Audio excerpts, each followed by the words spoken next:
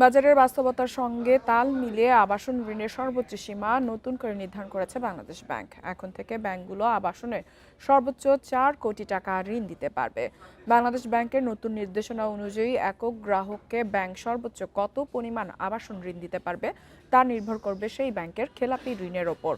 মঙ্গলবার এক বিজ্ঞপ্তি জারি করে ভোক্তা ঋণ সংক্রান্ত বিধিতে সংশোধন এনেছে বাংলাদেশ ব্যাংক। এখন থেকে খেলাপি ঋণ যত কম হবে তত বেশি আবাসন ঋণ দিতে পারবে ব্যাংকগুলো। খেলাপি ঋণ 5% নিচে থাকলে ওই ব্যাংক আবাসন খাতে 4 কোটি টাকা পর্যন্ত ঋণ দিতে পারবে। আবাসন ঋণের সীমা সংশোধিত হলেও ভোক্তা ঋণ সংক্রান্ত অন্যান্য নির্দেশনা অপরিবর্তিত রয়েছে।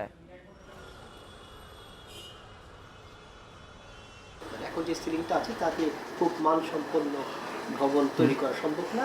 আবার অনেকের সামর্থ্য বৃদ্ধি পেয়েছে, অতএব যদি সিলিং বাড়ানো হয় অধিক পরিমাণ ঋণ নিয়ে সেটা যথাসময় পরিশোধ করার মতো সক্ষমতা তারা অর্জন করেছে। যাতে যেরকম ইনকাম সেই ইনকামের সাথে এক পার করে সে লোন নেবে, অতএব সিলিংটা অ্যাড্রেস করা দরকার।